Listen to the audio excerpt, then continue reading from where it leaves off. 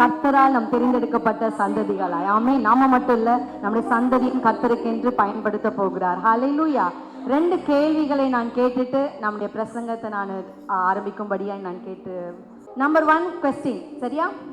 இது நீங்க அப்படியே ஊழியம் செய்யறவங்க அந்த ஆங்கிள் பார்க்க கூடாது. ஒரு சாதாரண பொது ஜனங்கள்ட்ட நம்ம கேட்டோம்னா என்ன சொல்லுவாங்களோ அதன்படி நீங்க ஆன்சர் சொல்லணும், சரியா? நம்பர் 1 கொஸ்டின், நீங்க இவர் தலைவர் அப்படின்ட்டு வியந்து பார்த்த மனிதர் யார்?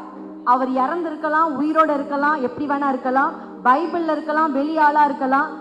ஒரு லீடர், ஒரு தலைவர்னா இவரை நான் சொல்லுவேன் அப்படின்னு யாரை நீங்க சொல்வீங்க?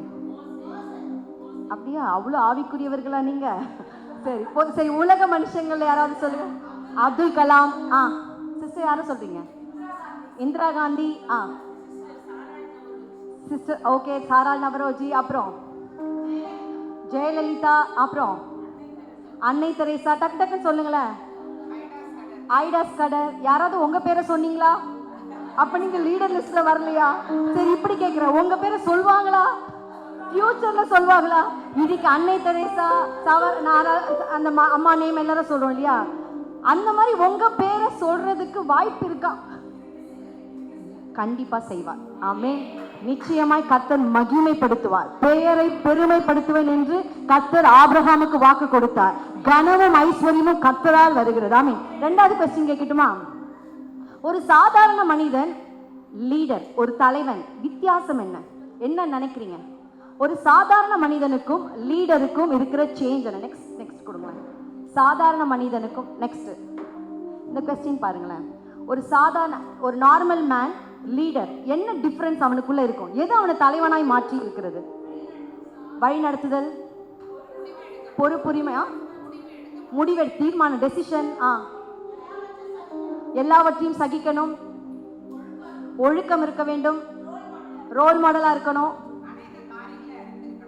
நிறைய நாலேஜ் இருக்கணும், நாலேஜா இருக்கணும், தைரியம், போல்ட்னஸ் இருக்கணும், பொறுமை இருக்கணும், பேஷன்ஸ் இருக்கணும், பெர்சிஸ்டன்ஸ் இருக்கணும், விடாமுயற்சி இருக்கணும், தைரியம் இருக்கணும், மனபலன் இருக்கணும், ஒருங்கிணைக்கிற அந்த டீம் ஒர்க்லாம் பார்த்தோம் இல்லையா, அந்த கெப்பாசிட்டி.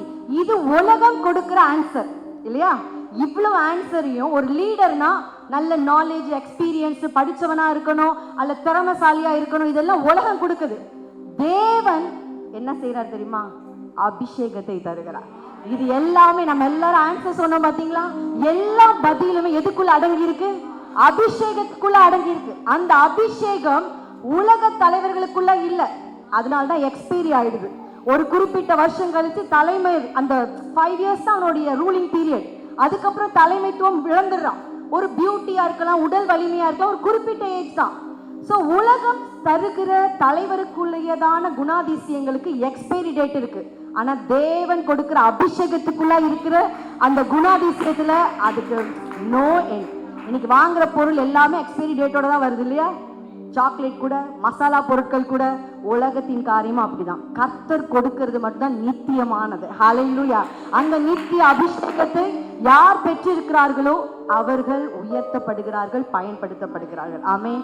நம்ம எங்க இருக்கிறோம் முக்கியம் கிடையாது, எங்க போறோம் தான் முக்கியம். ஆமென். இன்னைக்கு வேதத்துல நம்ம அநேக உதாரணங்களை நாம பார்க்கிறோம். அடிமையாய் கொண்டு வரப்பட்ட யோசேப்பு சிறைச்சாலையில இருந்தா, குற்றச்சாட்டப்பட்டா. ஆனா முடிவு எங்க இருந்துச்சு சொல்லுங்க பாப்போம்? யோசேப்பு முடிவு எங்க இருந்து? அரண்மனை. எல்லாரும் சொல்லுங்க பாப்போம். இதே பதில தான் நீங்க சொல்ல போறீங்க. அரண்மனை என்ற ஒரே ஆன்சர் தான். யோசேப்பை ஆண்டவர் கடைசியில் எங்க கொண்டு போய் வைத்தார்? எஸ்தர் அடிமையாய் கொண்டு வரப்பட்டார். கடைசி எங்க போகலாம்? ஒரு ஆடு மேய்க்கிற தாவீதை கடைசியில எங்க போனாங்க? பாபிலோன் தேசத்துக்கு அடிமையா கொண்டு போகப்பட்ட தானியேல் கடைசியில எங்க இருந்தான்? நீ எங்க இருந்தாலும் பரவாயில்ல, எளியவனை சிறியவனை புழுதியிலிருந்து தூக்கி எடுத்து குப்பையில் இருந்தாலும் சரி, அருவருக்கப்பட்ட சூழ்நிலையில் இருந்தாலும் கர்த்தருடைய அபிஷேகம், அழைப்பு யாருக்குள்ள இருக்குதோ அவங்களுடைய எண்ட் என்ன தெரியுமா? பிரபுக்களோடும் ராஜாக்கள், பிரபுக்களும் ராஜாக்களும் தலைவர்கள். நீ எங்கேயோ இந்த நம்மை கர்த்தர் எங்க உயர்த்துறார் பாருங்களேன். அது நமக்கு கிடைச்சிருக்குதுன்னா அது எவ்வளவு பெரிய விஷயம். ஹல்லேலூயா. அதை குறித்து தான் நம்ம பார்க்க போகிறோம். எல்லாருமே கர்த்தர் அழைச்சிருக்கிறார். ஆனா ஒரு சிலரை கர்த்தர் தெரிந்தெடுத்து அவருக்காய் பயன்படுத்துகிறார். ஒரு உதாரணம் சொல்லட்டுமா? சிலர் பிறக்கிறதுக்கு முன்பதாகவே, இப்படி சொல்றேன், சிம்சோன், யோவான் ஸ்நானகன், இவங்கெல்லாம் பிறப்பதற்கு முன்பாகவே தலைமைத்துவ திட்டத்தை அவங்க பெற்றோருக்கு ஆண்டவர் சொல்லிட்டார். வயிற்றுல இருக்கும் போது, யார் வயிற்றுல? ரெபேக்கால் வயிற்றுல ட்வின்ஸ் இருக்கு.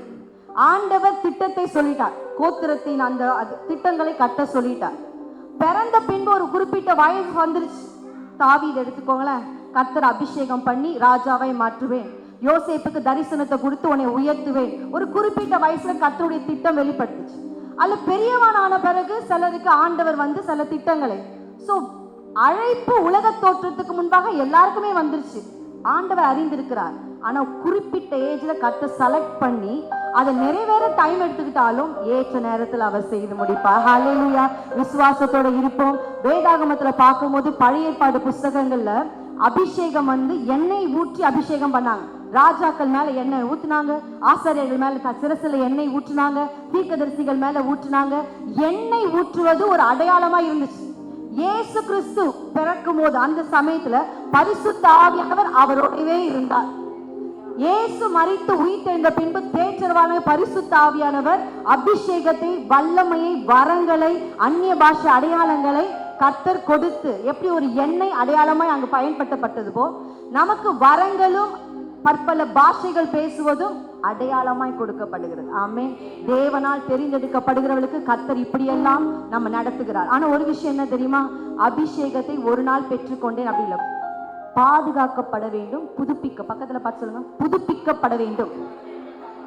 பழைய ஆயில் ஸ்மெல் எடுத்துரும். சொல்லுங்க, ஆயில தேக்கி வச்சீங்கன்னா ஸ்மெல் வந்துடும். நீ எவ்வளவுதான் பாதுகாப்பு ஏர்டைட் கண்டெய்னர்ல வச்சாலும் சரி, குறிப்பிட்ட ஏஜ்க்கு அப்புறம் ஸ்மெல் வந்துடும். அபிஷேகத்தை புதுப்பிக்க வேண்டும், அபிஷேகத்தை பாதுகாக்கப்பட வேண்டும், இல்லைன்னா இழந்துருவேன். ஒரு எக்ஸாம்பிள் சொல்லட்டுமா? சவுலை ஆண்டவர் ராஜாவை அபிஷேகம் பண்ணினார். ஒரே வருஷத்துல அந்த அபிஷேகத்தை இழந்துட்டான். ஆவியானவர் அவரை விட்டு போயிட்டார். அதுக்கப்புறம் 39 வருஷம் ராஜ்யபாரம் பண்ணினான் தான். ஆனா முடிவு என்ன தெரியுமா? டெத், மரணம் ஆயிடுச்சு அவனுடைய ஒரு மகிமையான முடிவுல. அபிஷேகம் பண்ணப்பட்டாலும் நடுவுல இழப்பதற்கு வாய்ப்பு இருக்கு. சிம்சோனை கர்த்தர் அபிஷேகம் பண்ணினான். குறிப்பிட்ட வயது வரும்போது அவன் பாவ கிரியைகளினால் என்ன ஆயிடுச்சு? அபிஷேகம் போனதே அவனுக்கு தெரியல. மீண்டும் கிடைச்சாலும் அது ஒன்றுமே இல்லாம போய். இன்னைக்கு அபிஷேகத்தை நம்ம என்ன பண்ணணும்? பாதுகாத்து கொண்டாதான் தலைமை. இன்னைக்கு அபிஷேகம் இல்லாம பாட்டாராதனை நடத்திடலாம், செய்தி கொடுத்துடலாம், என்ன வேணா பண்ணலாம், ஊழியத்துல பிரம்மாண்டமா செய்யலாம், எண்ட் ரிசல்ட் 0. அதுதான் பர்ஃபார்மன்ஸ் பெஸ்டா இருக்கும், ரிசல்ட் என்னது? மேக்ஸ் மாதிரி தான். சம்ஸ் போடுறோம் இல்லையா, x + y + 0 + பார்த்தா ஈக்குவல் டு 0 பாருங்க. அந்த மாதிரி என்ன ஆயிடுது? சில நேரங்களில் நம்முடைய ஊழியத்தின் காரியங்கள் ஒரு மாதிரி முடிஞ்சது. அப்ப அபிஷேகம் ஒரு தலைமைத்துவத்துக்கு மிக முக்கியம். இன்னைக்கு அந்த அபிஷேகம் இருக்கான்னு நம்ம செக் பண்ணிக்கணும். இன்னைக்கு எல்லாம் பிரபலமா கர்த்தருக்காக செஞ்சாலும் அபிஷேகத்தை இழந்து கூட செய்யலாம். நம்ம அது பகுத்தறிகிற கிருபையை நம்ம என்ன பண்ணிக்கணும்? பெற்றுக்கொள்ளணும். இன்றைய நாளில தலைமைத்துவத்திற்கு தேவையான அபிஷேகம் எப்படியா இருக்கிறது, அதை நாம் எப்படி வளர்த்து கொள்ளலாம், அது நமக்குள்ள இருக்கிறதா இல்லையான்னு எப்படி நம்ம கண்டுபிடிக்கிறது என்பதை குறித்து நான் இப்பொழுது உங்களோட நம்ம பேச போகிறேன். சரியா? இந்த சிஸ்டர் என்ன சொல்லும் போது அவங்க ஒரு ஹெட்டிங் சொன்னாங்க. இந்த குழுக்கு அந்த பேனர்ல நோட்டீஸ் எல்லாம் போட்டிருந்து, கிறிஸ்டியன் விமன் டிரான்ஸ்ஃபார்மேஷன் மூமெண்ட் அப்படின்லாம் எழுதி இருந்தது. ஒரு டிரான்ஸ்ஃபார்மேஷன், எல்லாம் இந்த வார்த்தையை சொல்லுங்க, டிரான்ஸ்ஃபார்மேஷன். இதுக்கு கேம்பிரிட்ஜ் டிக்ஷனரி டிரான்ஸ்ஃபார்மேஷன், நெக்ஸ்ட் கொடுங்களாமா, நெக்ஸ்ட் டிரான்ஸ்ஃபார்மேஷன் டிக்ஷனரி நமக்கு வந்து என்ன டெஃபினேஷன் கொடுக்குது அப்படின்னா, a complete change in the appearance or character of something or someone so that thing or person is improved.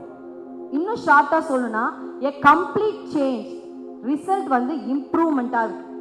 ஒரு முழுவதுமான ஒரு மாற்றம் கடைசியா பார்க்கும் போது ஒரு மகிமையான ஒரு விஷயமாய். இப்படி சொல்லட்டுமா? பிறந்த குழந்தை கம்ப்ளீட்டா டிரான்ஸ்ஃபார்ம் இன்டு வளர்ந்த ஹியூமன் பீயிங், ஒரு மனுஷனாய். குழந்தை மாதிரி பெரிய மனுஷன் கிடையாது, அவன் சரீர பிரகாரம் மன அளவுல கம்ப்ளீட் ஓவரால் பாடிக்குள்ளேயும் வெளியிலையும் ஒரு மாற்றம் வருது. சென்னை 20 வருஷத்துக்கு முன்னாடி எப்படி இருந்துச்சு? எப்படி இருந்துச்சு? இப்போ complete transform to new state இல்லையா? இதுதான் ஒரு டிரான்ஸ்ஃபார்மேஷன், ஒரு வித்தியாசமாய், ஒரு மாற்றத்துக்குள்ளாய், தலைமைத்துவத்துக்குள்ளாய் அபிஷேகம் இருக்கும் போது இந்த டிரான்ஸ்ஃபார்மேஷன் நடக்குது. ஒரு வித்தியாசமாய் நம்ம மாறிடுறோம். யாராலும் செய்ய முடியாத விதமாய் நம்ம செயல்பாடுகள் மாறுகிறது, சிந்தனைகள் மாறுகிறது. அபிஷேகம் ஒரு மனுஷனை முற்றிலுமாய் தலைகீழாய் ஒரு முன்னேற்றத்தின் பாதையில நம்மை நடத்தி. விசுவாசிக்க நல்ல சத்தமா அல்லேலூயா சொல்லுவோமா? உதாரணத்துக்கு ஒரு மனுஷனை தான் நான் சொல்ல போறேன். சிஸ்டர் டீம் பில்டிங் பத்திலாம் சொன்னாங்களே, இது ஒரு ஐக்கியத்தின் சம்பந்தப்பட்டது தான். நான் சொல்லும் போதே யாராவது இந்த மனுஷனை நீங்க கண்டுபிடிச்சிட்டீங்கன்னா நீங்க கையை உயர்த்தணும், சரிங்களா? நம்ம ஆவியில உற்சாகமாய் அப்படி டக்குன்னு வந்துடும், வார்த்தை வந்துடக்கூடாது. நீங்க கையை மட்டும்தான் உயர்த்தணும், சரியா? ரெடியா இருக்கீங்களா? எகிப்து தேசத்துல அடிமைத்தனத்துல இருக்கும்போது எப்ராயிம் கோத்திரத்துல ஒரு தகப்பனுடைய பிள்ளையாய் ஒரு மனுஷன் பிறந்தான். கண்டுபிடிச்சிங்களா? அந்த தகப்பன் அந்த பிள்ளைக்கு ஓசேயா என்று பெயர் வைத்தான். இப்ப கண்டுபிடிச்சிங்களா? இப்பயும் கண்டுபிடிக்கலையா? இப்ப கண்டுபிடிங்களேன். என்னாகவும் 13ஆம் அதிகாரம், பைபிளை பார்த்தாச்சும் கண்டுபிடிங்க. என்னாகவும் 13ஆம் அதிகாரம் 16ஆம் வசனத்துல தகப்பன் தன்னுடைய மகனுக்கு ஓசேயா அப்படின்னு பெயர் வைத்தார். இந்த வசனத்தை எல்லாரும் சேர்ந்து வாசிப்போமா? என்ன?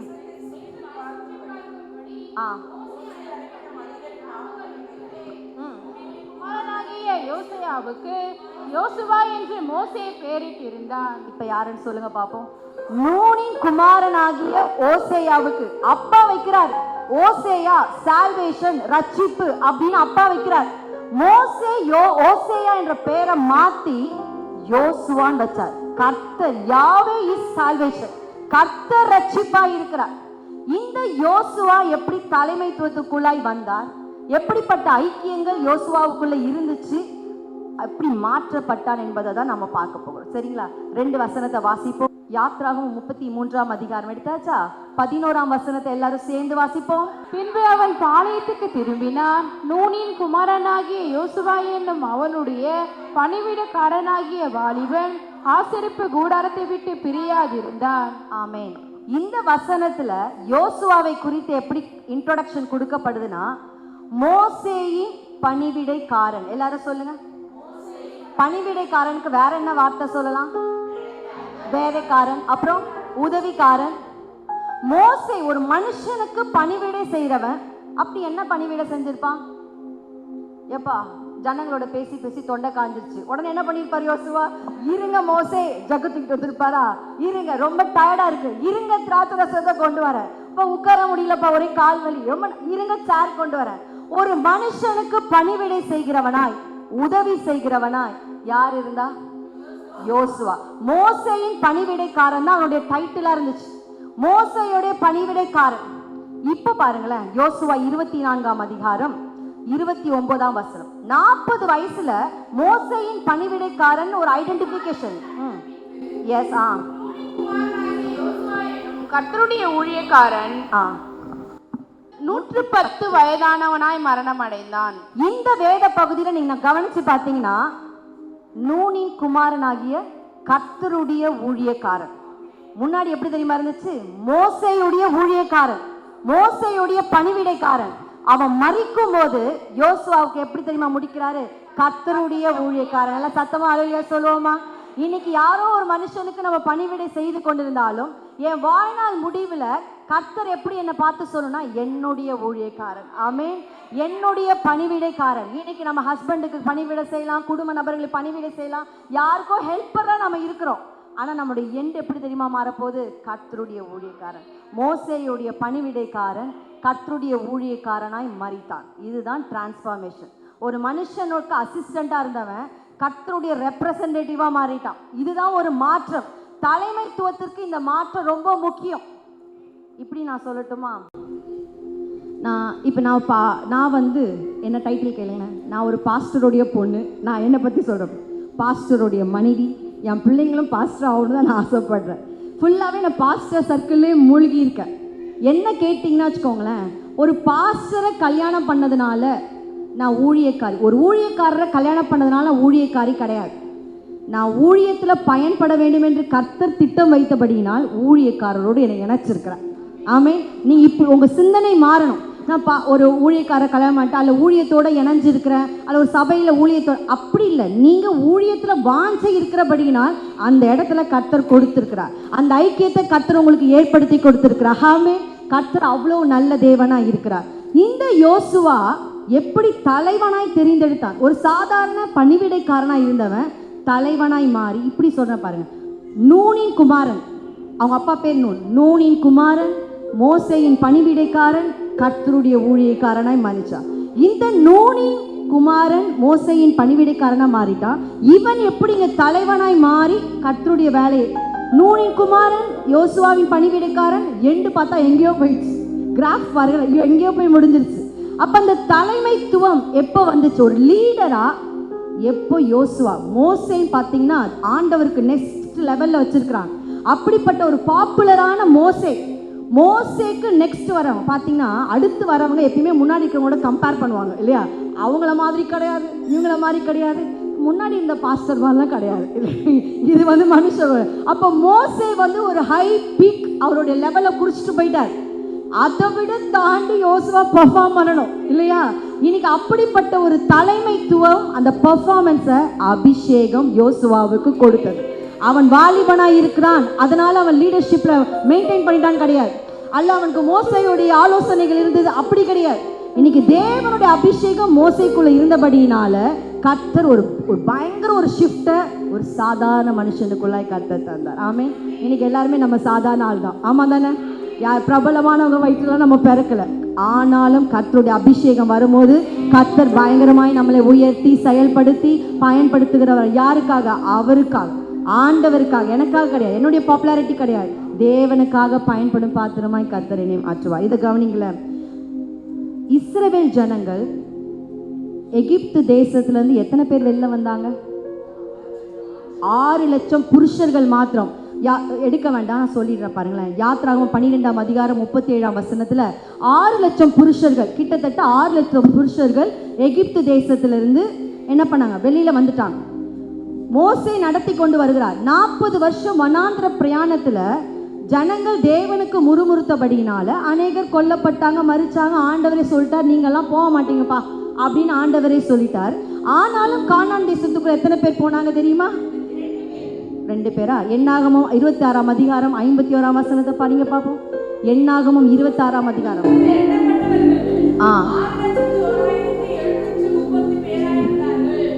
6,01,730 பேர் கானானுக்குள்ள என்ட்ரி ஆயிருக்காங்க. இந்த 6 லட்சம் பேரும் எகிப்து தேசத்துல வந்த ஒருத்தருமே கிடையாது. இவங்கெல்லாம் அவங்க பிள்ளைங்க, அவங்களுடைய நெக்ஸ்ட் ஜெனரேஷன் தான் உள்ள போகுது. அப்ப எகிப்து தேசத்துலேருந்து 6 லட்சம் பேர் வந்திருக்கிறாங்க. நடுவில் அவங்க எல்லாம் இறந்துட்டாங்க. திரும்பி ஒரு 6 லட்சம் பேர் உருவாகி அவங்க தான் எங்க போயிருக்கிறாங்க? கானான். அந்த 6 லட்சத்தை மோசே நடத்திட்டு வந்த 6 லட்சம் இல்ல, நெக்ஸ்ட் ஜெனரேஷனை யார் நடத்துறா? இன்னைக்கு அடுத்த தலைமுறை நடத்தும்படியாய் கர்த்தர் நம்மளை அழைச்சிருக்கிறாமே.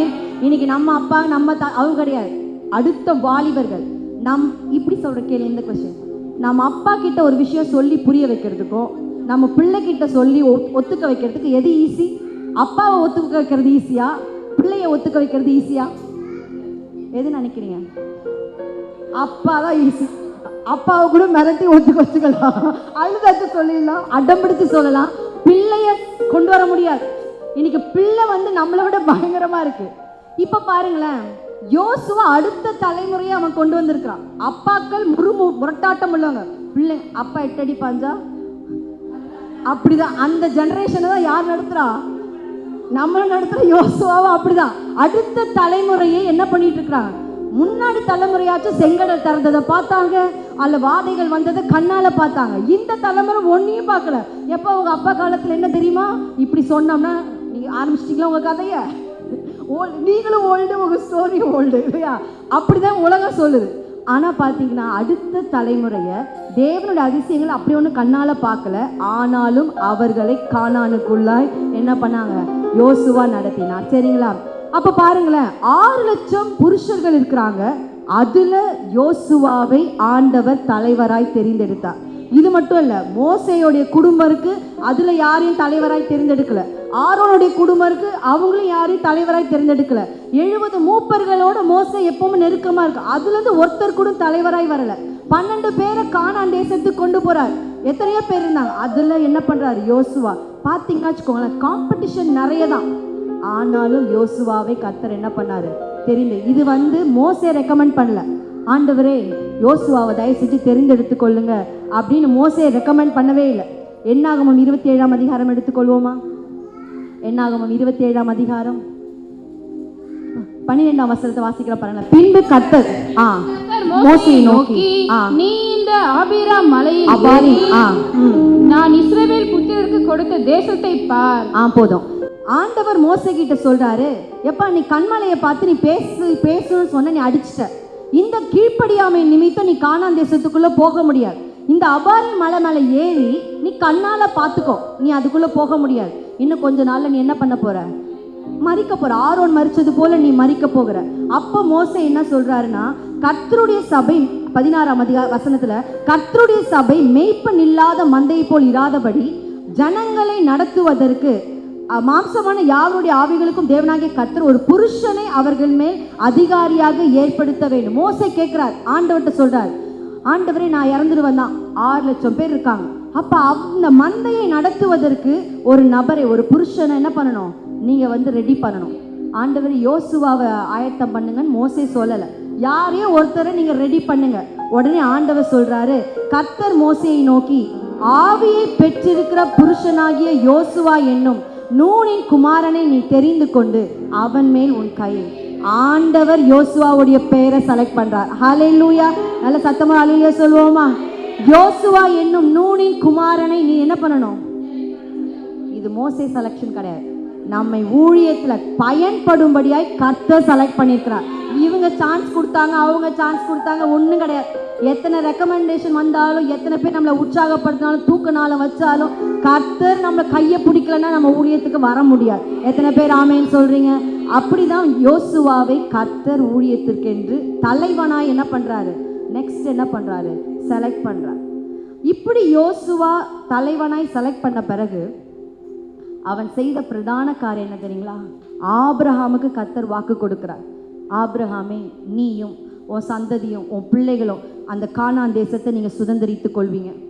மோசே கிட்ட திரும்பி ஆண்டவர் சொல்றார், உங்க இந்த ஜனத்தை எல்லாமே நீங்க என்ன பண்ணும்? கானான் தேசத்துல உங்களுக்கு சுதந்திரமாய் நான் கொடுப்பேன். திரும்பியும் ஆபிரகாம் எந்த காலத்துல வாழ்ந்தார்? ஆபிரகாம், ஈசாக்கு, யாக்கோபு, இந்த காலகட்டங்கள், யோசேப்பு, இதெல்லாம் முடிஞ்ச பின்பு மோசே, பல ராஜாக்கள் மாறிட்டு தான் மோசேயுடைய காலங்கள் 4 தலைமுறைகள் கிட்ட மாறிடுச்சு.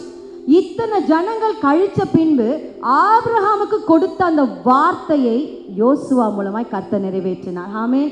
வாக்கு தத்தம் ஆபிரகாமுக்கு கொடுக்கப்பட்டுச்சு, நிறைவேற்றப்பட்டது யாரு? யோசுவா. அப்ப யோசுவா எவ்வளோ ஒரு சாக்கியம் பெற்றவர்களா இருக்கிறதப்பா. யோசுவா ஆபிரகாமை பார்க்கல, யோசுவா யார் ஈசாக்கு யாருமே பார்க்கல, கானான் தேசத்தையும் போய் பார்க்கல. இன்னைக்கு கர்த்தர் அபிஷேகித்து அழைச்சிருக்கிறாருன்னா அவர் திட்டத்தை நிறைவேற்றுவார். ஆமென். ஹல்லேலூயா. சொல்ல முடியாது, யார்கிட்டயோ கர்த்தர் தரிசனம் கொடுத்திருப்பாரு, யார்கிட்டயோ திட்டத்தை கொடுத்திருப்பார். ஏன் நம்ம நிறைவேற்றக்கூடாது? இன்னைக்கு ஆபிரகாம் கிட்ட சொன்னாரு, யோசுவா நிறைவேற்றலையா? மோசே கிட்ட சொல்லி கூப்பிட்டு வந்தாரு, அவன் உள்ள போக முடியல, யோசுவா போனார் இல்லையா? இன்னைக்கு யார்கிட்டயோ என்னென்னமோ சொன்ன தேவன் இன்னைக்கு ஏன் நம்ம மூலமா நடத்தக்கூடாது? நடத்துவார். சொல்லுவோம் சத்தமா ஹல்லேலூயா சொல்லுவோமா? ஹல்லேலூயா. அதுக்கு நமக்கு என்ன தேவை அப்படின்னா 3 வித ஐக்கியங்கள் நமக்கு வேண்டும். சரிங்களா? நம்பர் 1, யோசுவாவுக்கிட்ட இருந்த அந்த தலைமைத்துவத்திற்கு வெற்றியுள்ள தலைமைத்துவம் காரணம் என்னன்னா 3 விதமான ஐக்கியம். நம்பர் 1, தேவனோடு உள்ள ஐக்கியம். 2வது, மோசேயோடு இருந்த ஐக்கியம். 3வது, உடன் நண்பர்கள் காலேபோடு இருந்த ஐக்கியம். அப்படி எடுத்துக்க, ஆவிக்குரிய நண்பர்களோடு இருந்த ஐக்கியம். நீங்க சொல்லுங்க. நம்பர் 1 என்ன? தேவனோடு இருந்த ஐக்கியம். 2, மோசேயோடு இருந்த ஐக்கியம். 3, நெக்ஸ்ட் ஸ்லைட் கொடுங்கம்மா. நெக்ஸ்ட், தேவனோடு இருந்த ஐக்கியம். வசனம் என்னாகமம் 27ஆம் அதிகாரத்துல 18ஆம் வசனம் இப்படியாய் தொடங்குகிறது. கர்த்தர் மோசேயை நோக்கி ஆவியை பெற்றிருக்கிற புருஷனாகிய யோசுவா. எல்லாரும் என்ன கவனிங்களா? ஆல்ரெடி என்ன இருக்கு? ஆவியை பெற்று. ஸ்டார்ட் இப்படிதான், ஆவியை பெற்றிருக்கிற புருஷனாகிய யோசுவா. அப்ப தேவனோட ஐக்கியம் நம்ம எல்லாருக்கும் தெரியும். மோசே பல முறை தனித்து தேவனோட இருந்தார். மலைக்கு ஏறார். ஒரு உதாரணம் சொல்றேன். அந்த கற்பலகைகளை வாங்கும்படியாய் 40 நாள் காத்திருந்தார். போகும்போது யோசுவாவை கூட்டிட்டு போறார். யோசுவாவும் மோசேயும் தான் போறாங்க. யோசுவாவை ஒரு இடத்துல உட்கார வச்சுட்டு மோசே மாத்திரம் மலை உச்சிக்கு போயிட்டார். மேலே போனவர் அங்க ஆண்டவரோட பேசுறதுல நேரம் போனதே தெரியல. உபவாசிச்சுட்டு இருக்கிறார், ஜோம் பண்ணிட்டு இருக்கார். யோசுவாவுக்கு யார் சாப்பாடு கொடுத்தா? யோசுவா நடு மலையில இருக்கிறார். கீழே நடக்கு தெரியுமா? கண்ணுக்குட்டியை செஞ்சிட்டு இருக்காங்க. கீழே ஒரு பயங்கரமான, கீழேயும் போக முடியல, மேலேயும் போக முடியல, எங்கேயோ ஒரு ஆள் நடமாட்டம் இல்லாம மோசே தேவனோட பயங்கர பிஸி, கீழே ஜனங்க எல்லாரும் கூட்டமா பயங்கர பிஸி. அப்ப யோசுவா என்ன பண்ணிட்டு இருந்தாரு? தனித்து என்ன பண்ணிப்பார் நினைக்க? தூங்கிட்டு இருந்திருப்பாரா? ஜபம் தான் பண்ணிட்டு இருப்பார். ஹalleluya. இன்னைக்கு தேவனோட நம்ம மோசே மட்டும்தான் ஆண்டவரோட ஜெபித்தான்னு கிடையாது. நடுவுல இவனு எங்க தான் பண்ணிட்டு இருக்காரு? 40 நாள் உபவாசம் பண்ணி என்னதான் பண்ணிட்டு இருக்காரு? தேவனோடு உள்ள இந்த ஐக்கியம் என்ன பண்ணுச்சு தெரியுமா? அவனுக்குள் ஆவியை, விசேஷித்த தேவனுடைய ஆவியை யோசுவாவுக்குள்ள கொடுத்துச்சு. இன்னைக்கு தேவனோட அவன் மட்டும் தனித்து கிடையாது. வசனம் என்னன்னா, யோசுவா என்னும் வாலிபன் ஆசரிப்பு கூடாரத்தை விட்டு நீங்காது விலகாது இருந்தான். ஆசரிப்பு கூடாரத்துல ஆரோனுக்கு தான் வேலை இருக்கணும். ஆரோன் புத்திரருக்கு தான் வேலை இல்லையா? ஆனாலும் லேவி அவங்களுக்கு தான் வேலை. இவன் எப்ராயிம் கோத்திரான். ஆனாலும் வாலண்டரியா என்ன பண்றாரு? இவன் உள்ள போக முடியாது. இருங்க, தொடப்பத்தை கொடுங்க, வெறி வாசலை வேணா பெருகிட்டு இருக்கலாம். ஏன்னா அலௌடு கிடையாது. ஆசாரியர்கள் மட்டும்தான் ஆசாரிய ஊழியத்தை செய்யணும். யோசுவா அந்த சந்ததியில கிடையாது, அந்த ட்ரைப்ல வரலாங்க. இவன் வித்தியாசமா இருக்கிறான். ஆனாலும் ஆசரிப்பு கூடாரத்தை விட்டு என்ன பண்ணல? இன்னைக்கு தேவனோடு இந்த ஐக்கியத்துல ஆண்டவரோட பேசிட்டு இருந்தான், சபையோட அவன் கலந்து இருந்தான். அது மட்டும் இல்ல, நானும் என் வீட்டாருமோ வென்றால் கர்த்தரை, குடும்பத்தையும் யாரும் குடும்ப ஜபம், வாங்க அங்க போலாம், நான் மட்டும் தொடப்போமா, நீனும் தொடப்பத்தேடி எல்லாம் குடும்பமா வேலை செய்வோம். அந்த பணி கர்த்தருக்கு என்னென்னலாம் செய்ய முடியும்? உள்ள போக முடியாதா? வெளியிலையாச்சும் நம்ம நின்று செய்வோம். ஜனங்களை ஒருமுகப்படுத்துவோம். எல்லாம் பலி செலுத்த வராங்க, அதை ஆர்கனைஸ் பண்ணுவோம். ஏதோ ஒரு கர்த்தருக்காக யோசுவா செய்துட்டு இருந்தபடியால், தேவனோடு ஒரு ஐக்கியம் இருந்து கொண்டே இருந்தபடினால தேவனுடைய ஆவி யோசுவா மேல இறங்கு. அவனுக்கே தெரிஞ்சிருக்காது, ஆனாலும் தேவ பிரசன்னம். நீங்க ஜோம் பண்ணிக்கிட்டே இருக்கிறீங்க, யார் எவ்வளவு நேரம் ஜோம் பண்றீங்க, உங்க ஜபத்தை கூட யாரும் பார்த்துருக்க மாட்டாங்க. ஆனாலும் ஒரு ஆவி உங்களுக்குள்ள இறங்கிட்டே இருக்கு, அது நிரப்பிக்கொண்டே இருக்கு. அது உங்களுக்கே தெரியாது. ஒரு டைம் வரும்போது கர்த்தர் சொல்வாரு, நீ தெரிந்தெடுக்கப்பட்டு இந்த இடத்துல தலைவனாய் மாற வேண்டும். ஏன் தெரியுமா? அதுக்கு முன்னாடி வரைக்கும் நம்ம ஜெபிச்சுட்டு இருந்தோம் இல்லையா? அது முன்னாடி வரைக்கும் தேவ பிரசனத்துல இருந்தோம் இல்லையா? சபையில எத்தனையோ வேலையை செஞ்சோம். அது வெளியில தெரியலனாலும், வெளியில யாரும் பாராட்டலனாலும் கர்த்தருடைய கண்கள் பார்த்துட்டு இருக்கு இல்லையா? வெளி உலகத்தையே தேவனுடைய கண்கள் பார்க்குதுன்னா சர்ச்சுக்குள்ள வேலை செய்யறது எந்த அளவுக்கு? ஆமேன். வீட்டில் பெருக்குனாலும் அவ்வளோ பலன் கிடையாது. அதே தொடப்பத்தை எடுத்து சர்ச்சை பெருக்குங்க. நான் சொல்றது புரியுதா? ஒரு தொடப்பத்தை எடுத்து வீட்டை பெருக்குனீங்கன்னா வீட்டில் யாரும் இதுவும் கடமைன்றுவாங்க. அதே தொடப்பத்தை எடுத்து சர்ச்சை பெருக்கு, உனக்கு ஆசீர்வாதம் பரலோகது. கர்த்தர் அப்படியாய் மகிமைப்படுத்துகிறார். தேவனோடு உள்ள ஐக்கியம் நமக்கு முக்கியம். அந்த ஐக்கியம் ஒரு விசேஷித்த ஆவிய, ஞானத்தின் ஆவிய யோசுவாவுக்குள்ள என்ன பண்ணுச்சு? கொடுத்துச்சு. ஞானம் இல்லாம, வசனம் எடுத்து, புத்தி உள்ள ஸ்திரீ, வீட்டை கட்டுறதுக்கே புத்தி வேணும்னா ஊழியத்தை, ராஜ்யத்தை கட்ட போறோம். தேவனுடைய ராஜ்யம். ராஜ்யம் என்பது என்னது? ஒரு ஒரு ஆளுகை தன்மை இல்லையா? தேவ ஆட்சி, ஆளுகை செய்வது. ஒரு 4 செவத்தை கட்டுறது, வீடுனா குடும்பம், 4 பேரை கட்டி எழுப்புறதுக்கே நமக்கு புத்தி வேணும் அப்படின்னு ஆண்டவர் சொல்றார்.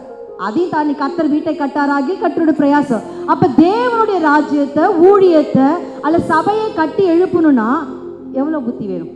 வீட்டை கட்டுறதுக்கே புத்தி வேணும். அப்ப அதை கட்டுறதுக்கு அந்த ஞானத்தின் ஆவிய ஆண்டவர் யோசுவாவுக்குள்ள கொடுத்தார். அந்த ஞானத்தின் ஆவி இருந்தாதான் ஊழியத்தை அழகா கட்டி எழுப்ப முடியும். இன்னைக்கு ஆண்டவர் நோவாவுக்கு அந்த பேழையின் மாதிரியே கொடு. நோவானா இன்ஜினியரா? அல்ல அந்த கொத்தனார், மேஸ்திரி அந்த மாதிரி டிபார்ட்மெண்ட்டா? அவர் என்ன பண்ணார், வேலை பண்ணார்னே நமக்கு தெரியல. அவர் சம்பந்தம் இல்லாத ஒரு ஒர்க்கை கொடுக்கிறார். அந்த மாதிரியின் படியே பேழையை கட்டினான். ஆண்டவர் மலையில ஆண்டவர் மோசேக்கு ஆசரிப்பு கூடார மாதிரியை காட்டுறார். இவங்க ஒரு இடத்துல இருந்தது கிடையாது, சுத்தி அலையிறவங்க. இவங்களுக்கு என்ன வீடு கட்டுறதை பத்தி தெரியும்?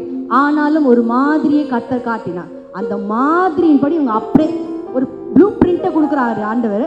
அதை அப்படியே ரியாலா கொண்டு வந்துட்டார். அதுதான் ஞானம். அதை எஸ்டாப்ளிஷ் பண்றாங்க இல்லையா, அதை கொண்டு வராங்க இல்லையா? கர்த்தர் உங்களுக்கு தரிசனத்தை கொடுத்துருக்கிறாருல, திட்டத்தை கொடுத்துருக்கிறாருல, அதை செயல்படுத்தணும். அப்படின்னா தேவனுடைய சமூகத்திலிருந்து தேவனால் கொடுக்கப்படுகிற அந்த ஞானத்தை பெற்றிருக்கிறவங்க மட்டும்தான் அதை விசுவாசிக்கிறீங்க. சத்தமா அலையா சொல்லுவோமா? ஆமே. அந்த ஆசாரிப்பு பணிகளில் பார்த்தீங்கன்னா வச்சுக்கோங்களேன், விசேஷமாய் பெசல்லையேல், அகோலிபா இப்படிப்பட்ட நபர்கள் எல்லா வேலையுமே அவங்க செய்கிறாங்க. அந்த பொன் வேலையா, சில்வரு அல்ல என்னென்ன ஐட்டம், ஸ்க்ரீன்ஸ் எல்லாமே பார்த்தா ஆண்டவர் சொல்றாரு, ஞானத்தின் ஆவினால் அவங்களையும் நிரப்பியிருக்க. இனி கர்த்தருக்காக பயன்படணும்னா ஞானம் இல்லாமல் செய்ய முடியாது. அந்த ஞானத்தை எந்த புக்கை பார்த்து நமக்கு லேர்ன் பண்ணிக்க முடியாது. ஊழியம் எப்படி செய்வதுன்னு என்ன புக் இருக்கு? அது பரலோகத்தில் தான் இருக்கு. அது தேவன் தான் கற்றுக் கொடுக்கிறார். ஊழியம் செய்வது எப்படி? டீச்சர் யார் தெரியுமா? பரிசுத்த ஆவியானவர். அவரை தவிர எந்த ரோல் மாடலும் கிடையாது. எல்லாரும் மனுஷங்க தான். ஆமென். ஒரு பக்கத்தை தான் நம்ம பார்க்குறோம், ஸ்டேஜில் இருக்கிற பக்கத்தை தான் நம்ம பார்க்குறோம். அவங்க எப்படி குடும்பத்தில் இருக்காங்கன்னு நமக்கு தெரியாது. ஆனால் பரிசுத்த ஆவியானவர் தான் நம்முடைய டீச்சராக இருக்கிறார். அவரோட ஐக்கியம் இருக்கும்போது, தேவனோட ஐக்கியம் இருக்கும்போது, ஒரு ஞானத்தின் ஆவியினால யோசுவாவை நிரப்பினது போல நம்மளையும் நிரப்புவார். அதுதான் தலைமைத்துவத்திற்கு முக்கியம். ரெண்டாவது, நெக்ஸ்ட் ஸ்லைட். ரெண்டாவது பார்த்தீங்கன்னு வச்சுக்கோங்களேன், மோசேயோடு இருந்த ஐக்கியம். நம்ம சொல்லவே வேண்டாம், எப்பயுமே மோசையோட அசிஸ்டண்ட்டாக தான் இருக்கிறார். மோசையோட அசிஸ்டண்ட்டாக யார் இருக்கா சொல்லுங்க, சத்தமாக சொல்லுங்க. ஆண்டவர் சொல்கிறாரு, என்னாகும் 27ஆம் அதிகாரத்தில் கர்த்தர் மோசே 18ஆம் வசனம், கர்த்தர் மோசையை நோக்கி, ஆவியை பெற்றிருக்கிற புருஷனாகிய யோசுவா என்னும் நூனின் குமாரனை நீ தெரிந்து கொண்டு அவன் மேல் உன் கையை வைத்து அவனை ஆசாரனாகிய எலியாசாருக்கும் சபை அனைத்திற்கும் முன்பாக நிறுத்தி அவர்கள் கண்களுக்கு முன்பாக அவனுக்கு கட்டளை கொடுத்து. அப்படியே பார்த்தீங்கன்னு வச்சுக்கோங்க, 20ஆம் வசனம், இஸ்ரவேல் புத்திரராகிய சபையார் எல்லாரும் அவனுக்கு கீழ்ப்படியும்படிக்கு உன் கணத்தில் கொஞ்சம் அவனுக்கு கொடு. மோசையோட ஐக்கியம். உங்களுக்கு யார் ஆவிக்குரிய தகப்பன் தாய்? உங்கள் யாருக்கு ஆவிக்குரிய தகப்பன்? உங்களுக்கெல்லாம் இருக்காங்களா? யார் இருக்காங்களா? நான் 1 2 3 சொல்கிறேன், எல்லாம் சத்தமாக அவங்கள சொல்லுங்கண்ணே. அவங்களை கனப்படுத்துவோமே.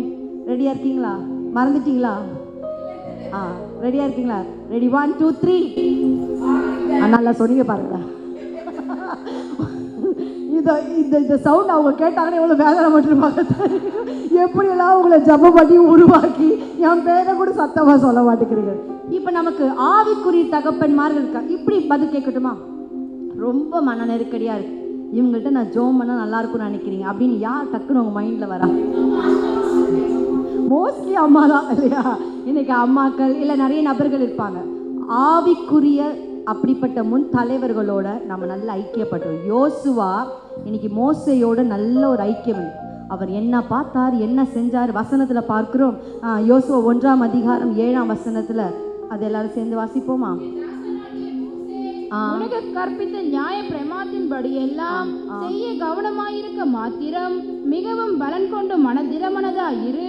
நீ போகும் இடமெல்லாம் புத்திமானா நடந்து கொள்ளும்படிக்கு அதை விட்டு வலது புறமும் இடது புறமும் விலகாதிருப்பதாக. ஆமென். இந்த வசனத்தில் பார்க்கும்போது மோசே உனக்கு கற்பித்த நியாய பிரமாணத்தின்படி, அப்போ மோசையோடு இருக்கும்போது கற்றுக்கொண்டான். எல்லாம் சொல்லுங்க, கற்றுக்கொண்டான். கற்றுக்கொள்ளும் போது ஒரு புத்தி அவனுக்கு வருது.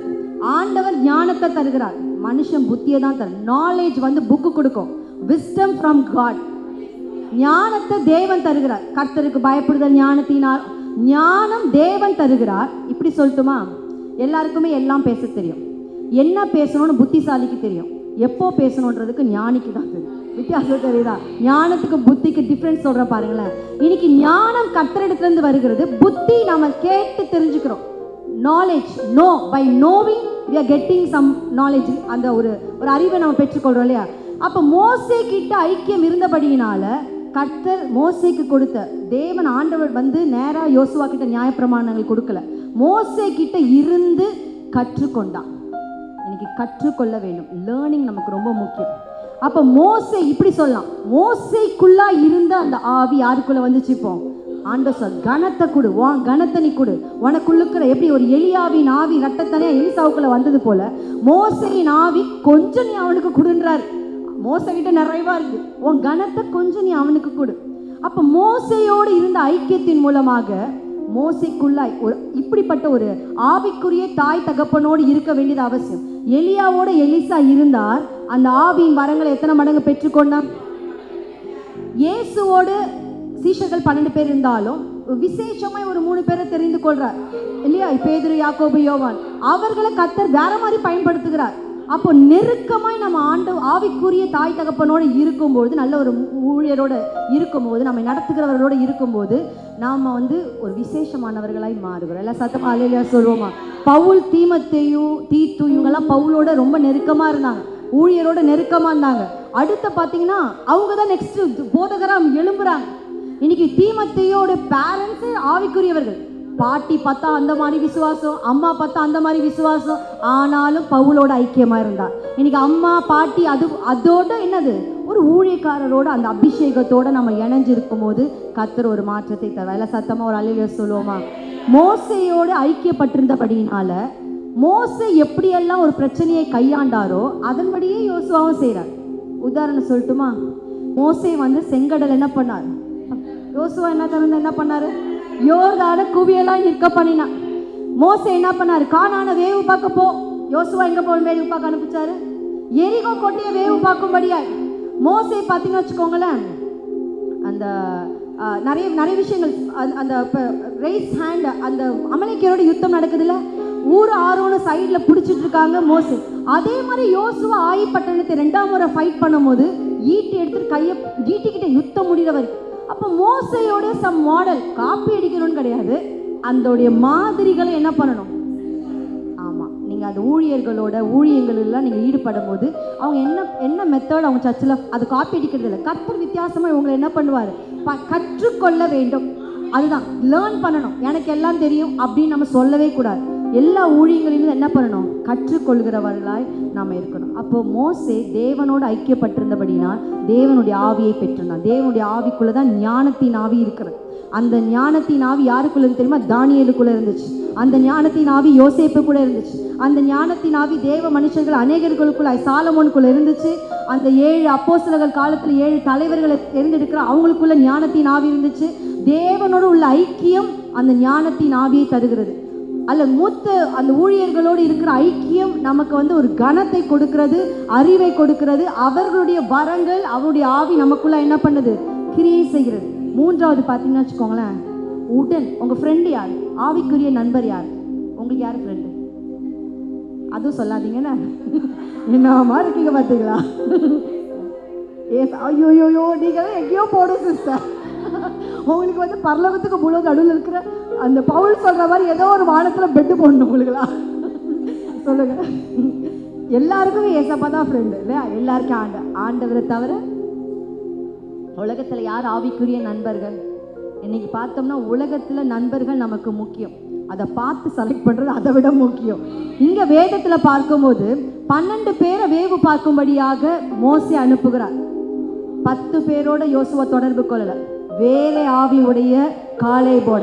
இன்னைக்கு நீங்கள் உங்களோட பழகுகிறவர்களுக்குள்ளாய் வேற ஆவி, தேவனுடைய அந்த கனெக்ஷனில் வேற ஆவினா விசுவாசம், ஜபம், வைராக்கியம், அப்படிப்பட்ட நம்பிக்கை, அதுதான் வேற ஆவியுடைய காலேபோட. 10 பேர் சொல்றாங்க. மோசே சொல்லி அனுப்புறார், ஏப்பா போங்கப்பா. என்னாகும் 13ஆம் அதிகாரத்தில் பார்க்கிறோம், 18ஆம் வசனத்தில் தேசத்தின் ஜனங்கள் எப்படி இருக்காங்க பார்த்துட்டு வா. அவங்க பலவான்களா, பலவீனம் உள்ளவர்களா, அல்ல நிறைய பேர் இருக்காங்களா, கொஞ்சம் பேர் இருக்காங்களா? 19ஆம் வசனம், பட்டணம் எப்படி இருக்கு, கூடாரத்தில் எப்படிப்பட்டது, கூடாரங்களில் குடியிருக்கிறவர்களோ கோட்டைகளில் குடியிருக்கிறவர்களோ என்றும், நிலம் எப்படிப்பட்டது, அது வளப்பமானதோ இலப்பமானதோ என்றும், அதில் விருட்சங்கள் உண்டோ இல்லையோ என்றும் பாருங்கள். தைரியம் கொண்டிருந்து தேசத்தின் கனிகளிலே சிலவற்றை கொண்டு வாருங்கள் என்றான். போதும். இதுல பார்க்கும்போது தேசத்தின் ஜனங்கள் எப்படி இருக்காங்க, பட்டணம் எப்படி இருக்கு, நிலம் எப்படி இருக்குன்னு பார்த்துட்டு வாங்கன்னு 12 பேரை யார் அனுப்புறா? மோசே அனுப்புறா. 10 பேர் என்ன சொல்றாங்கன்னா, எப்பா வாய்ப்பே கிடையாது, அதெல்லாம் நம்ம பிடிக்க முடியாது. ஆனா வேற ஆவியுடைய காலேப் யோசுவா என்ன சொல்றாரு தெரியுமா? அவங்க சொன்ன 2 ஆன்சரை சொல்றேன் பாருங்களேன். இந்த 2 ஆன்சரும் நம்ம வாயிலிருந்து அடிக்கடி வரணும். உடனே போய் சுதந்திரித்துக் கொள்வோம், அடுத்து எளிதாய் ஜெயித்துக் கொள்வோம். சீக்கிரத்துல நம்ம அந்த என்ன பண்ணிடலாம், பிடிச்சிடலாம். அதுக்கப்புறம் என்ன சொல்றாரு, கானான் தேசத்தை எளிதாய். மற்றவங்க சொல்றாங்க அவங்க ராட்சதர்கள் மாதிரி இருக்காங்க, அவங்கள்ட்ட மிலிட்ரி ஃபோர்ஸ் நிறைய இருக்குது, நம்மலாம் சண்டை போட முடியாது, நம்மலாம் வெட்டுக்கிளி மாதிரி இருக்கிறோம், அவங்க ராட்சதர்களா இருக்கிறாங்க. ஒண்ணு கிடையாது, நம்ம தூசி நம்ம ஜோம் பண்ணுவோமே, ஆண்டவரிட குப்பை புழு தூசி அந்த மாதிரி தான் நாமெல்லாம் அப்படி இருக்கிறோம். அவங்க பயங்கரமா இருக்கிறாங்க. ஆனா வேற ஆவியுடைய இவங்க எப்படி தெரியுமா சொன்னாங்க, உடனே போய் சுதந்திரித்துக் கொள்வோம், எளிதாய் ஜெயித்துக் கொள்வோம். இந்த வார்த்தை நம்ம கிட்ட, ஊழியம் செய்யறது கஷ்டம், என் ஜனங்க ரொம்ப கடினமான பகுதி, இதெல்லாம் சொல்லக்கூடாது. செய்யறது நம்ம வேலை, அறுவடை கர்த்தர் தருகிறார். ஆமே. எளிதாய் சுதந்திரித்துக் கொள்வோம், உடனே போய் சுதந்திரித்துக் கொள்வோம், எளிதாய் ஜெயி. இப்படி ஒரு நல்ல ஒரு பாசிட்டிவா என்ன பண்ணணும், வாயிலிருந்து வரணும். ஊழியம் செய்யறவங்கள்ட்ட நெகட்டிவே வரக்கூடாது. நெகட்டிவ் வந்து அவிசுவாசின்னு அர்த்தம். பாசிட்டிவா இப்படி சொல்லட்டுமா, ஒரு தண்ணி பாட்டில் எடுத்துக்கோங்களேன், தண்ணி பாட்டில் இங்கே இல்லை, ஒரு தண்ணி பாட்டில் இருக்குன்னு வச்சுக்கோங்களேன், யாரும் தேட வேண்டாம், இருக்கட்டும் வர. பாதி பாட்டில் இருக்கு, பாதி பாட்டில் தான் தண்ணி இருக்கு. நீங்க என்ன சிலர் எப்படி தெரியுமா சொல்லுவாங்க, பாதி பாட்டில் காலியா இருக்கு. சிலர் என்ன சொல்லுவாங்க, பாதி பாட்டில் தண்ணி இருக்கு. நான் வித்தியாசம் புரியுதா? நம்முடைய பதில் வந்து பார்த்தீங்கன்னா பாதி பாட்டில் காலியா இருக்குன்றது நெகட்டிவ் மைண்ட் செட், பாதி பாட்டில் தண்ணி இருக்கிறதுன்றது பாசிட்டிவ் மைண்ட் செட். இன்னைக்கு நம்மளுடைய பதில் எப்படி இருக்கு, நம்மளுடைய வார்த்தை எப்படி இருக்கு, நல்ல ஊழியம் செய்கிற எல்லா இடத்துலையுமே ஒரு பாசிட்டிவ் ஆன்சர், பாசிட்டிவ் ரிப்ளையை இவங்க கொடுத்தாங்க. ஆனால் அது கஷ்டம்தான். அவங்க சொன்னதெல்லாம் உண்மை, 10 பேர் சொன்னது உண்மைதான். ஆனாலும் இவங்களுடைய ஆன்சர் தான் அடுத்து ஒரு பூஸ்டப் ஆச்சு. எதிர்ப்புகள் வந்துச்சு தான், ஆனாலும் ஒரு உற்சாகமாய். ஹல்லேலூயா. நல்ல ஆவிக்குரிய நண்பர்களை நீங்கள் வச்சுக்கொள்ளணும். அது ஒரு பெரிய லிஸ்ட் கிடையாது, அது ஒரு சிலர் தான் இருக்கணும். ஆமென். இன்னைக்கு தானியேல் அவங்க நண்பனோட கூட ஜெபித்தான். தாவீதுக்கு நண்பன் யோனத்தான் இருந்தான். பவுல் சீலா நண்பர்களாக இருந்தாங்க. அடுத்து பார்த்தீங்கன்னா இயேசுவோட அந்த 3 சீஷர்கள் மிக நெருக்கமாக இருந்தாங்க. இது போல நண்பர்களை, ஆவிக்குரிய நண்பர்களை வைத்து கொள்ளும் போது அந்த ஆவி வேற ஆவியுடைய காலேபின் ஆவி இவனுக்குள்ளாய் வந்தது. இப்போ யோசுவாவுக்குள்ள என்னென்ன இருப்பாருங்களேன், ஆண்டவரோட ஐக்கியம், மோசேயோட ஐக்கியம், காலேபோட ஐக்கியம், இவங்களுக்குள்ள இருந்த எல்லா ஆவியும் யாருக்குள்ள வந்துருச்சு. ஆண்டவர்கிட்ட இருந்த ஞானத்தின் ஆவி இறங்கிருச்சு. மோசே கிட்ட இருந்த அந்த கணத்தின் ஆவி இவனுக்குள்ள இறங்கிருக்கு. யோசுவாவுக்குள்ள, காலேபுக்குள்ள இருந்து வேற எல்லா ஆவியும் யாருக்குள்ள இருக்கு. இன்னைக்கு ஐக்கியங்கள், இப்படிப்பட்ட ஐக்கியங்கள்லாம் வரும் அப்படின்னா ஏதோ ஒரு ஸ்பிரிட், ஆவியின் வரங்கள், த அனாயிண்டிங், ஏதோ சம்திங் நமக்குள்ள வருது, தெரியாது, ஆனால் செயல்படும் போது நமக்கு புரியும். ஆமென். கர்த்தர் நம்மை மகிமை. இப்படிப்பட்ட ஐக்கியங்கள்லாம் நம்ம மிஸ் பண்ணவே கூடாது. ஒரு நம்மளை தேடி ஒரு வாய்ப்பு வருதுன்னா கர்த்தர் என்னை அபிஷேகிக்கும்படியா எந்தெந்த கூடுக தேவ நாமத்தை தொழுது கொள்கிற எல்லா இடத்திலும் ஒரு செகண்ட் இருந்தாலும் அதுக்குரிய பிளெஸிங் உண்டு. ஆமென். ஹல்லேலூயா. கர்த்தர் மகிமைப்படுத்துவார், அவர் மகிமைப்படுவார். இன்னைக்கு ஐக்கியங்கள் நமக்கு முக்கியம். ஆமென். இன்னைக்கு யோசுவா ஒரு சாதாரண நூனின் குமாரனாய் இருந்தான், மோசையின் பணிவிடைக்காரனாய் இருந்தான், கர்த்தருடைய ஊழியக்காரனாய் மரிச்சான். இதோடைய டிரான்ஸ்ஃபர்மேஷன் ஷிஃப்ட்டுக்கு என்ன ரீசன் தெரியுமா? இவன் யாரோட ஐக்கியமாக இருந்தானா? ஒரு ஆள் தப்பான நபர் யோசுவாவுக்குள்ளே வந்திருந்தாலும் இந்த பிளானே ஸ்பாயில் ஆகிட்டு இருக்கும். அந்த கானான் தேசத்துக்கு மோசே போக முடியாத மாதிரி யோசுவாவும் போயிருக்காம வேற ஒரு ஆள் ஆண்டவர் செலக்ட் பண்ணியிருப்பார். ஆனால் யோசுவாவோட கனெக்ஷன் வெரி ரைட்டாக எக்ஸாக்டாக நல்லா இருந்தபடினால கானான் தேசத்தை மோசேக்கும் யோசுவாவுக்கும் வித்தியாசம் என்ன தெரியுமா? மோசே குச்சை வச்சே சரி பண்ணிட்டார். கோலத்துக்கு வர அற்புதம் நடக்கும், கோலத்துக்கு வர சங்கடம் நடக்கும். யோசுவா எந்த கோலையும் தூக்கல, பட்டயத்தை தூக்குனார். இன்னைக்கு வந்து டிஃப்ரென்ஸை பார்த்துக்கணும். அவங்க ஊழியம் செய்கிற மாதிரி அதே மெத்தட் கிடையாது. அவங்களுக்கு கோலை வச்சு கர்த்தர் நடத்துவார். உங்களை பட்டயத்தை வச்சு அவங்க கோலை தூக்குனாலே போதும், வெற்றி. நம்ம சண்டை போட்டாதான் வெற்றி. என்ன சொல்றீங்க? இன்னைக்கு ஆண்டவர் எப்படியும் இன்னைக்கு கோலை தூக்கிறதுக்கு பலன் வேணும்னா அதையும் கர்த்தர் கொடுப்பார். பட்டயத்தை கையாளுறதுக்கு பலன் வேணாலும் அதையும் கர்த்தர் கொடுப்பார். இன்னைக்கு கர்த்தர் நம்மளை பலப்படுத்தி இடைக்கட்டி அவர் ஊழியத்துக்கு என்று பல சத்தம். ஆமென். எல்லா கண்களை முடிச்சோம் பண்ணுவோமா? ஹல்லேலூயா. கர்த்தர் நல்லவர். ஆமென். எல்லாரும் சௌத்திரம் பண்ணுவோமா? இன்னைக்கு ஆண்டவர் தலைமைத்துவத்தில் அபிஷேகம், அந்த அபிஷேகத்துக்குள்ள ஞானத்தின் ஆவி இருக்கு. அந்த அபிஷேகத்துக்குள்ள கர்த்தர் கனத்தை, ஒரு தலைவன் என்று நம்ம என்ன சொல்றோமோ அதுக்குரிய குணாதிசயம் எல்லாமே அபிஷேகத்திற்குள்ளாய் வைத்திருக்கிறார். அந்த அபிஷேகத்தை நாம் பாதுகாத்துக் கொள்வது ரொம்ப முக்கியம். அந்த அபிஷேகம் தேவனோடு ஐக்கியப்படும் பொழுதும், தேவ ஊழியக்காரரோடு ஐக்கியப்படும் பொழுது, ஆவிக்குரிய நண்பர்களோடு ஐக்கியப்பட்டிருக்கும் போது அது பாதுகாப்பா இருக்கும். இன்னும் அது புதுப்பிக்கப்படும். ஆண்டவன் நம்மளை நிரப்பி அவருடைய வேலையை செய்வார். அன்றைக்கு யோசுவா ஜனங்களை கானான் தேசத்துக்கு நடத்தினது போல இன்றைக்கு ஆண்டவர் நம்மை வைத்து பரலோகத்திற்கு ஜனங்களை நடத்தும்படியாய் தெரிந்தெடுத்திருக்கிறாமே. இன்னைக்கு தேவனோட ஐக்கியம், ஊழியக்காரர்களுடைய ஐக்கியம், சக நண்பர்களோட ஐக்கியம் சரியா இருக்கும்போது, விசுவாசத்துல, நம்பிக்கையில, கர்த்தருடைய அந்த அந்த ஆவி நிறைவுல நம்ம இருக்கும்போது, கர்த்தர் நம்ம யாரா இருந்தாலும் சரி, எங்க இருந்தாலும் சரி, நம்முடைய முடிவை கர்த்தர் மகிமைப்படுத்துவார். அழைத்த தேவன், தெரிந்தெடுத்த தேவன் நம்மை நீதிமானாய் மாற்றியிருக்கிறார். முடிவில் ஒரு மகிமை, அந்த மகிமையை கர்த்தர் நமக்குள்ளாய் தருவார், நம்மை கொண்டு பயன்படுத்துவார். ஆண்டவரே, கலந்திருக்கிற ஒவ்வொருவருக்காக நாங்கள் செபிக்கிறோம். ஆண்டவரே, எல்லாருமே சிரமப்பட்டு தான் நம்ம எல்லாரும் வந்திருக்கிறோம். இன்னைக்கு கர்த்தர் ஒரு திட்டத்தோடு நடத்தி இருக்கிறார். நிச்சயமாக நான் சொல்ல முடியும், இன்னைக்கு ஒரு யோசுவாவுக்குள்ள என்ன ஆவி இருந்ததோ அந்த அபிஷேகத்தின் வல்லமை எனக்கு தாங்கப்பான்னு எல்லாரும் ஒரு வார்த்தை கேட்டுருங்க. ஆண்டவர் யோசுவாவுக்குள்ளாய் அந்த ஒரு தலைமைத்துவம் இருந்தது போல, அந்த அபிஷேகம் இருந்தது. அதே அபிஷேகம் எனக்குள்ள தாங்கப்பா. அதே தேவனை தானே நம்ம ஆராதிச்சுட்டு இருக்கிறோம். அதே தேவன் தானே நம்முடைய தேவனாய் இருக்கிறார். யோசுவாவை பயன்படுத்தின அதே தேவன் தான் நம்மை பயன்படுத்துகிறார். இயேசுவின் நாமத்தினால ஒரு வித்தியாசமான அபிஷேகம், ஒரு ஞானத்தின் ஆவி, கனம் எல்லாவற்றையும் கர்த்தர் கொடுத்து தேவ திட்டத்தை நிறைவேற்றும்படியாய், தேவனுடைய நோக்கத்தை நாங்கள் நிறைவேற்றும்படியாய் பரிசுத்த ஆவியானவர் எங்களை பயன்படுத்துவீராக. ஆமென். தொடர்ந்து இந்த ஊழியத்தின் மூலமாய் அநேக சகோதரிகள் பயன்படும்படியாய், எழும்பி பிரகாசிக்கிறவர்களாய் மாறும்படியாய், சுதந்திரிக்கிறவர்களாய் மாறனப்பா. பார்க்கிறவர்களாய் அல்ல. மோசே பார்த்தார், ஆனா யோசுவா சுதந்திரித்துக் கொண்டார். இன்னைக்கு பார்க்கிற ஜனங்கள் அல்லப்பா, சுதந்திரிக்கிற கூட்டமாய் ஊழியக்காரிகளை கர்த்தரை எழுப்பும்படியாய் உங்க கருத்துல நாங்கள் அர்ப்பணிக்கிறோம். இயேசுவின் மூலம் ஜெபிக்கிறோம் எங்கள் ஜீவன் நல்ல பிதாவே. ஆமென். ஹalleluya.